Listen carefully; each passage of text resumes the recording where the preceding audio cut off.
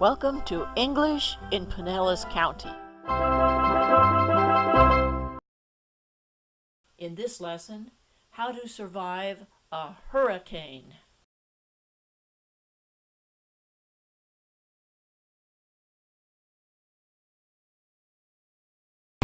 That tide came, there was no holding it back.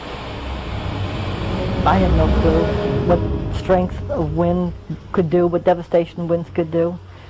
Not until the next morning. The force, people can't understand the force of the winds at 120 miles, 150 miles an hour.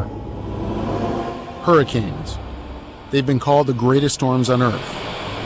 Every time a hurricane hits a coastline, the people affected learn some very difficult lessons. How powerful a storm can be. How difficult it can be to pick up the pieces after a catastrophic event. Why it's essential to be prepared. They're called the greatest storm on Earth. We know them as hurricanes, and they're no stranger to the Florida Keys. The last direct hit was in 1999 when Irene passed over Key West. Hurricanes are rated on the Saffir-Simpson hurricane scale from 1 to 5. The higher the number, the more dangerous the hurricane. A Category 1 is a minimal hurricane with winds at least 74 miles per hour. A Category 2 storm contains winds over 95 miles per hour. Hurricane George, which struck the Lower Keys in 1998, is a good example. A Category 3 hurricane is a major hurricane with winds over 110 miles per hour. Category 4 brings the winds over 130 miles per hour. A Category 5 hurricane is over 155 miles per hour. Well, looks like next we have to put together an emergency communications plan. Wait, what's that? It's a plan on how to communicate with one another during an emergency. What does it look like? Well, according to this booklet, you can find a sample form for recording this information at ready.gov or at redcross.org. And look, there's one right here in the Are You Ready guide. Looks pretty simple. We could even use a blank sheet of paper if we had to. Well, whatever we use, here are the basics it needs to cover. We need contact information for family members at work, school, cell. Hey, sounds like I'm making a cell phone out of this. Oh, we also need an out-of-town contact to call and let them know where we are and that we're safe. Why do we need that? Well, sweetie, it could be hard to get through on local phone lines after a disaster. For instance, you all might not be able to get through to me at work, so it's good to have an out-of-town contact. Like Nana. She would be our out-of-town communication link.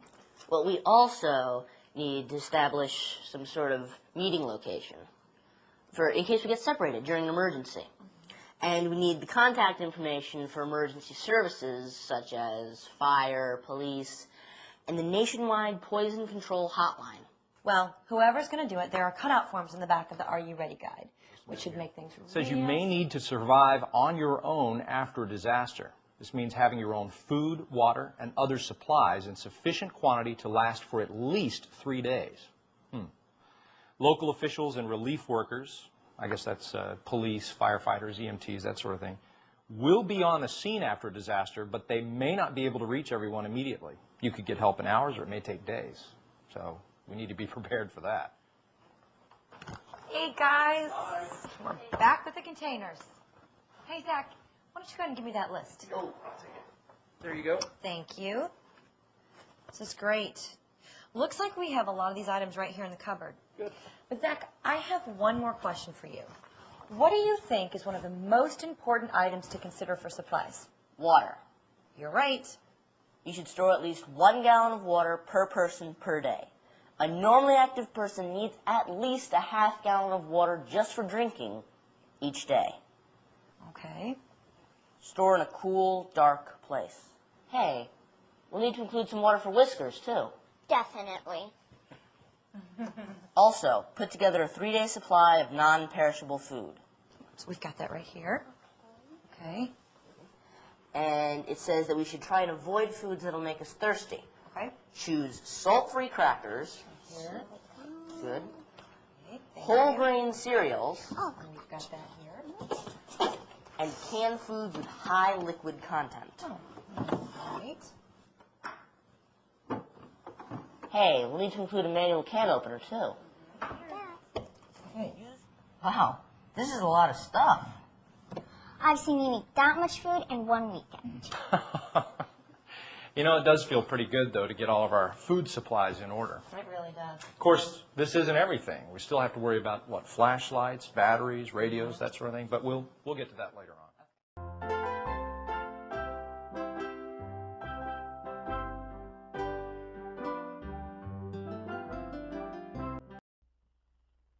A hurricane. A hurricane. A flood. A flood.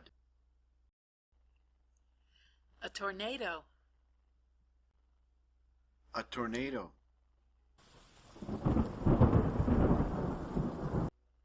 Lightning and thunder. Lightning and thunder. A weather radio. A weather radio. An evacuation map.